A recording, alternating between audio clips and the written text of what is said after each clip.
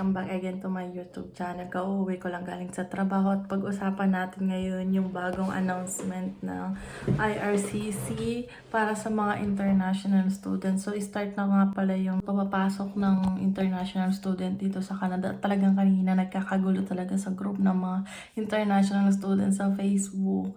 So, ayun nga guys, bali may in-announce kasi na hindi na pwede magsama si student ng open work permit. Eh di dapat talaga pag pupunta ka dito mas malaking pera na nga. Tapos ayun, di ba nga kaya nagdadala sila ng open work permit para sila mag-provide ng mga gastusin ni student dito sa Canada.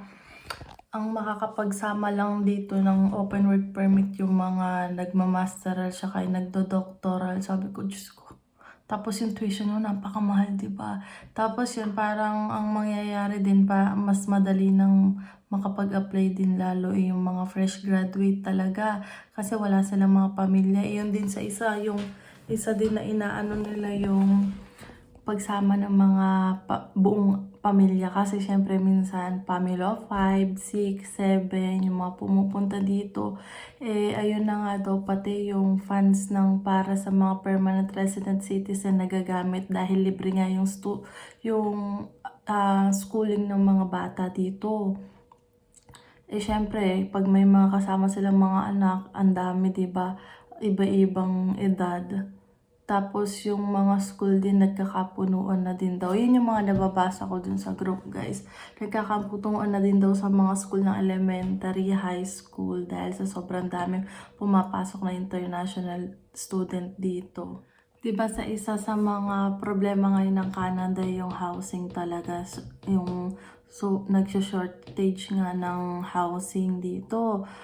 Eh, hindi lang naman international student yung pumapasok dito. Meron din mga, mga work permit, mga refugees, saka tourist visa na naghahanap ng trabaho din dito sa Canada. Siyempre, yung ibang mga nagiging PR, dinadala na rin nila yung mga pamilya nila dito. Hindi lang naman Pilipino yung mga pumapasok dito sa Canada. Dahil open country nga tong Canada, iba-ibang lahi talaga. Ang mangyayari niyan, kung may pamilya, student lang yung makakapunta dito, tapos once na naging PR na si student, saka lang niya makukuha yung pamilya niya. Diba? Kaya yung iba naman, kaya naman sila lumilipat dito sa Canada. Dahil nadadala nga nila yung pamilya nila, gawa nung iba, iniiwan nila sa Pilipinas para magtrabaho sila sa Dubai, sa Singapore. Tapos nung nalaman nila about dito sa patakaran dito sa Canada na pag nag-student ka, pwedeng kasama yung buong pamilya mo, mga ganyan. Kaya nakikipagsapalaran din sila dito sa Canada para kasama nila lahat ng mga anak nila, kasama din yung asawa nila. Eh kaso ngayon, syempre biglang yun announce ng policy. Ang daming kinakabahan kasi yung iba approve na sa full ang start nila kasi ito magi-start siya ng September. Eh, yung iba fall din dadating, bali approve na sila, fall sila dadating. Tapos yung iba naman, nag-aasikaso, ang laki na rin ng gagastos daw nila. Tapos hindi pa sila na-approve, ganyan. Eh di, sabi ko nakakalungkot naman. Tapos may mga nagko-comment din guys kung affected din daw ba yung mga magre-renew next year ng ng PGWP nila kasi nga may mga pa doon na hindi na daw magbibigay ng PGWP. Pero hindi pa clear talaga kung paano yung sa PGWP. Tapos di sabi nila, paano na yan? Di wala na mag-student kasi after mo mag-aral, walang PGWP. Di uwi ka na ng Pilipinas. Yan. Tapos, ayun nga, dami rin nag-comment sa akin about doon. Nakakalungkot, kailangan mo na talaga maglabas ng malaking pera talaga pag gusto mo maging international student dito sa Canada. Tapos di ba nagtaas nga din yung natin, proof of funds din dito kasi nga yung cost of living dito. Kailangan talaga hindi mo pepekein talaga yung funds na dadali mo dito sa Canada dahil talagang magagamit mo yung perang yan. Hindi pwedeng hindi ka maglalabas ng pera dito kapag nag-student ka talaga. Tapos ayun, sabi ko, noong una nga kinabahan ako kasi syempre baka mamaya damay din kami, kaya inano-ano din namin. Tapos may mga nag-message sa akin, yung mga ate ko. Tapos sabi natutuwa daw sila kasi hindi daw kami kasali. Buti na lang daw nakadating na kami before magganto ganyan. Pero syempre madami pa rin mga mangyayari, mababago pa rin mga policy. Pwedeng mapasama, pwedeng mapaganda, depende. Pero syempre pag may bagong policy, dapat pinag-iisipan mo na yung next na gagawin mo para ganun, para hindi naman masayang yung pinaghirapan mo dito, yung nasimulan mo na, diba? Kaya ayun, ang dami nagko-comment kanina, as in pagka-post dun sa group, guys, ang dami, sobrang dami talaga nag-comment. Tapos nalulungkot ako dun sa iba. Tapos nalulungkot ako kasi may mga ibang mga kakilala na kami na meet na namin dito na kakadating lang last year, mga fall. Parang next year pa sila sa PGWP nila mag-apply. May nabasa nga ako na affected nga daw yung mga mag-apply ng PGWP next year. Mangyayari, sabi ko, paano yun?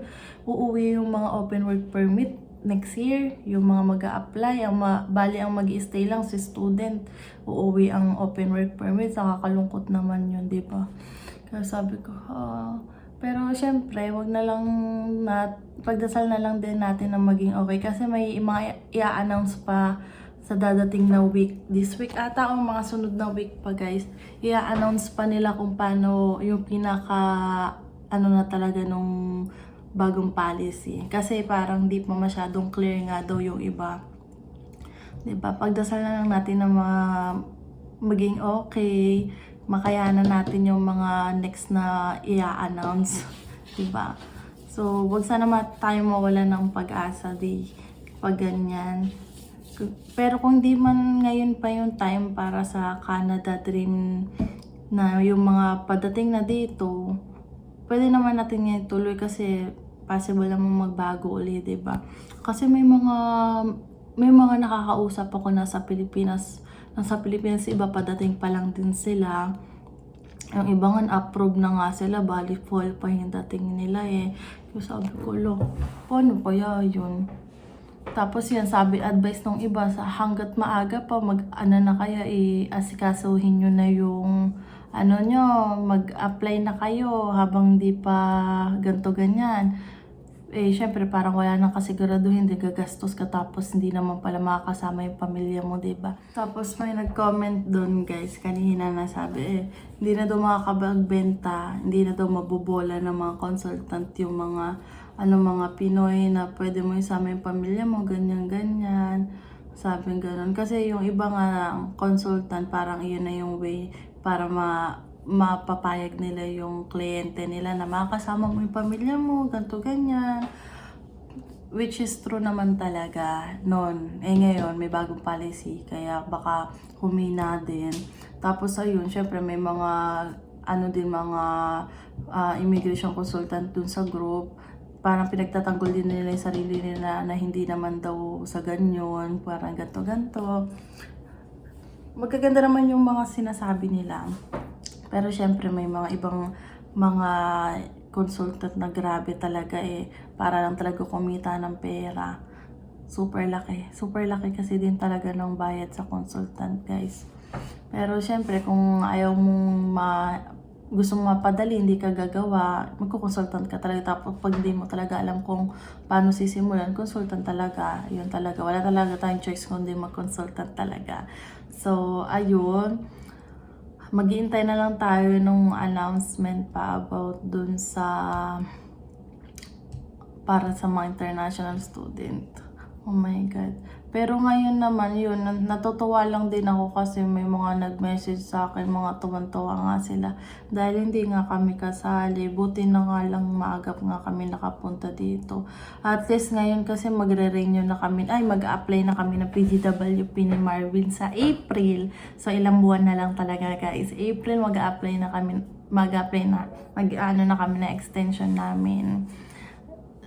May ba yan? May iba namang hindi daw na-approve, pero dahil lang daw sa mga kulang lang yung requirements. Pero wala naman daw na ano din sa pag-apply PGWP, halos approve naman daw. Kasi naalala ko si Kuya Sarky, si Ate Aileen, talaga isa din sa pinapanood ko.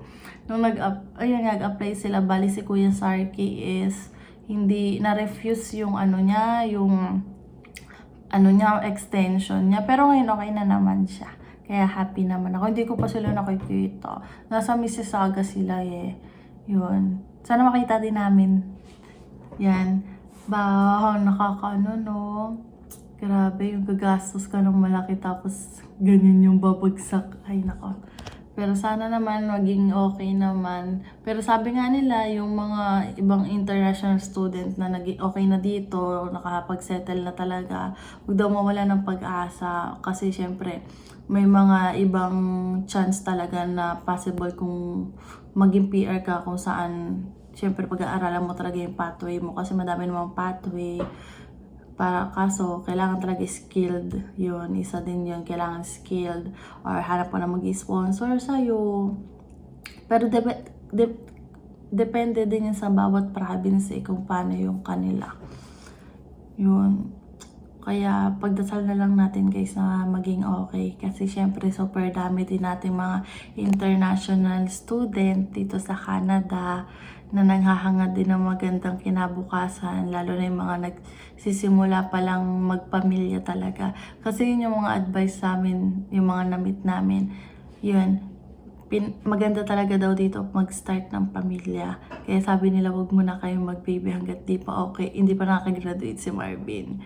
Kasi mahirap mag-ano, kasi dalawa lang kayo, wala kayo ditong magulang. Hindi naman basta-basta makukuha yung magulang ninyo, di ba? Edi, ang mangyayari niya ng setup ng trabaho, isang may pang umaga, isang may pang gabi, para iharinhinan sa bata, para hindi rin i-daycare. Kasi syempre minsan, yung bayad mo sa daycare, yung sinasahod mo, babayad mo na lang sa daycare. Edi parang wala din, di ba? Kaya ganun yung setup ng mga ibang dito parents para mabantayan din yung anak nila, syempre. Tapos ayun, na lang, yung Sabado at Linggo, na lang nila, i-rest day talaga nila para family day talaga. Guys, may time talaga sila sa kanilang pamilya. Monday to Friday yon work. Sabi nga ni Marvin, okay lang sa akin nang magtatrabaho ko sa isang araw ng 12 hours. Basta pahinga ako ng Sabado at Linggo. Yun naman kasi talaga yung Sabado at Linggo. Rest day naman talaga yun. Pang pang family talaga. Time para sa family talaga yan. Sa ngayon, wala pa naman kaming kaya work muna pa rin kami ni Happy. Para lang makaipon ba, makapandagdag sa iba naming kailangan, mabili namin yung iba naming kailangan dito. So, ayun. Sana lang wag lang tayo ng ibang Pilipino na masyadong dinadaon tayo, di ba? May iba kasi mga Pilipino masyado na tayong dinadaon. Pero, syempre, dadaan lang yung sa tenga natin, tas labas na. Okay lang yan. Pero mas madami pa rin yung mga Pilipino na ipupush ka na kaya niyo yan, malalampasan niyo yan. Di ba? Kaya yung mga ganang tao, super blessed talaga sila ni Kat. Talagang super blessed talaga. Kasi yung mga taong na-meet namin dito, mga tinulungan din kami. Tapos, yung parang inalalayan kami, yung mga dapat na gawin namin. Super blessed talaga sila, diba? May magandang balik talaga. Papaalam na ako guys. Magpa-pray tayo ngayong gabi. Ipag-pray natin yan about dyan. Kasi yung mga pinagpa-pray ko lang, basta maging healthy kami, mga taong malalapit sa amin, mga taong mahal namin. Yan. Ngayon, yung dahil sa announcement, idagdag natin siya sa pagpa-pray natin. Kasi syempre nakakalungkot talaga yun Super nakakalungkot para dun sa mga nangangarap pumunta dito sa Canada. Kasi yung iba, kasi kalimitan yung mga gustong pumunta rin dito sa Canada, may mga pamilya talaga. Kaso nga mangyayari, hindi na nila maisama yung pamilya nila. Maghihintay pa sila ng ilang taon. Yung PR na hindi natin alam kung hanggang ilang taon bago mo makuha yung permanent resident. Kaya matatagalan bago mo uli makita yung pamilya mo. Malaki na. Pag nakita yung anak mo, malaki na. Kasi halimbawa mga 5 years. Kasi 2 years ka mag-aaral, tapos 3 years sa PGWP, doon mo i-google 3 years na yun yung pagbuo ng points or pag ano nung 1 year experience mo para makapag-apply ka ng PR. Ayan, kanya-kanya naman, may iba nga 6 months lang nagiging PR na after graduation nila. Yung iba naman, hindi pa graduate nagiging PR na dahil nga yung open work permit nila, skilled. Sila ay pwede na mag-apply. Kaya hindi sa kagandahan ng mga open work permit na mga skilled yung mga experience nila, nakakuha sila ng skilled din dito. Nakakapag-PR sila, wala pa silang 1 year dito. Student pa rin yung babae, student pa rin yung partner. PR na sila. So, ang mangyari, half na lang yung tuition nila nung nasa 9,000 per sem yung tuition nila. Kalahati na lang ng 9,000. So, parang laking tulong, no? Yun. Kaso hindi naman kami pinalad kasi hindi naman ako skilled.